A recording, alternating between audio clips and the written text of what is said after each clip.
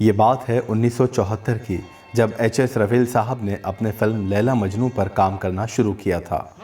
HS. रवेल साहब की film Laila Majnu एक म्यूज़िकल लव स्टोरी थी, इसलिए वो चाहते थे कि इस फिल्म का म्यूज़िक बहुत शानदार हो। यही वजह थी कि वो उस वक्त के मशहूर और बहुत बड़े म्यूज़िक कंपोज़र मदन मोहन साहब के पास पहुँचे और उनसे फिल्म के म्यूज़िक के बारे में बात की। एच.एस. रवेल साहब चाहते थे कि फिल्म का म्यूज़िक मदन मोहन ही कंपोज़ करें। मदन मोहन साहब फिल्म का म्यूज़िक कंपोज़ करने के लिए तैयार हो गए, लेकिन एच.एस. रवेल साहब के सामने उन्होंने अपनी 2 शर्तें रखी, और वो ये थी कि फिल्म के गाने साहिर लुधियानी साहब ही लिखेंगे और सारे गीत सिर्फ मोहम्मद रफ़ी साहब ही गाएंगे। एच.एस. रवेल साहब साहिर साहब की शर्त को लेकर तो मान गए, लेकिन रफ़ी साहब के लिए थोड़ा सा हिचकिचा रहे थे, क्योंकि उनको भी और दूसरे कुछ लोगों को भी ये लगता था कि ऋषि कपूर साहब की उम्र 22 साल की है और रफ़ी साहब की 50 साल, तो आवाज़ मैच नहीं करेगी। एक मैच्योर आवाज़ यंग एक्टर के लिए रिस्क लेने वाली बात है। लेकिन बड़ी बात ये थी कि मदन मोहन साहब अपनी शर्तों पर अड़े रहे और कहा कि गाने सिर्फ रफ़ी साहब ही गाएंगे और तभी वो फिल्म में म्यूज़िक कंपोज करेंगे, वरना नहीं करेंगे। आखिरकार एच.एस. रवेल साहब और प्रोड्यूसर को मानना पड़ा और रफ़ी साहब को लैला मजनू के सारे गाने दिए गए। गाने की रिकॉर्डिंग शुरू होनी थी। रफ़ी साहब पहली बार हिचकिचा रहे थे।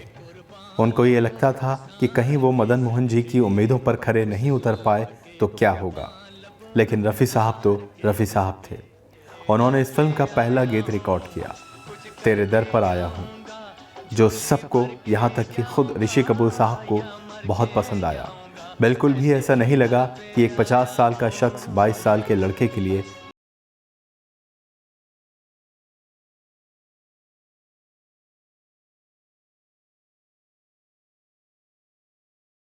ऐसे गीत गाए कि फिल्म के रिलीज़ होने पर सारे गीत सुपर हिट हुए। यहाँ तक कि बिना का गीत माला पर नंबर 1 की पोजीशन पर भी पहुँचे।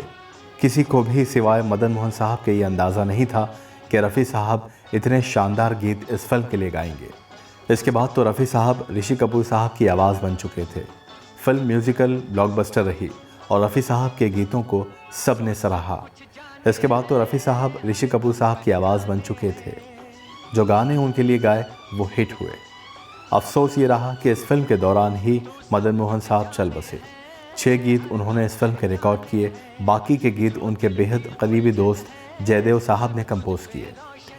इस फिल्म के गानों की कामयाबी के बाद एक रोज़ रफ़ी साहब ने ऋषि कपूर साहब से कहा था कि मेरी आवाज़ चंद ही एक्टर्स पर जचती है, जैसे दिलीप साहब, शम्मी कपूर जी, जॉनी वॉकर साहब और आप पर।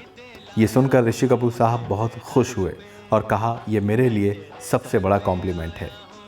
आज ना तो रफ़ी साहब ना ही ऋषि कपूर साहब हमारे बीच मौजूद हैं, लेकिन दोनों के गीतों की बदौलत हम उन्हें हमेशा याद करते रहेंगे।